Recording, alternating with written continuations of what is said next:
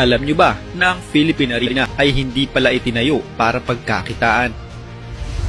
Sa isang artikulong inilathala ng Philippine Daily Inquirer mula sa isang source ng pamunuan ng Iglesia ni Cristo, ipinaliwanag na ang Philippine Arena ay hindi itinayo para mapagkakitaan. Sa katunayan, hindi din naman ito na-commercialize at ginawa para makalikom ng kahit anong klase ng salapi.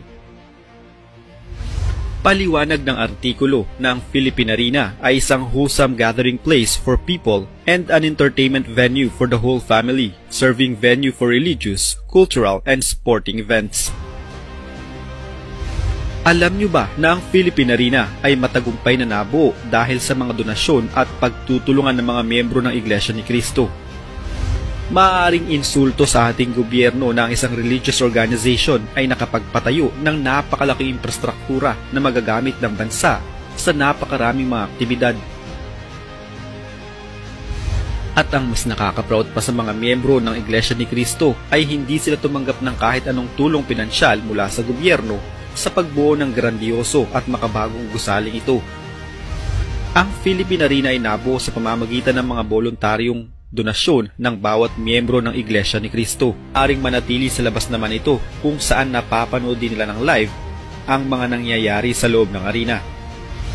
Ayon din sa website na ang pangkahalatang vision ng master plan sa paligid ng naturang arena ay kalaunay makapagtatayo ng mga shopping centers, ospital, at malalaking residential developments.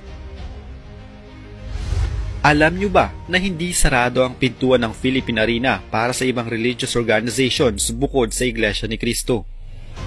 Ayon sa spokesperson ng Iglesia ni Cristo na si Brother Edwin Zabala, noon nang tanungin siya tungkol sa pagpapagamit sa arena sa ibang religious organizations, "We'll cross the bridge when we get there." Ayon sa kanya, dagdag pa niya, basta ang rule namin ay dapat di nakaka-offend sa katotohanan at mga pangaral ng Diyos sa Biblia ang anumang activity na dapat gawin doon.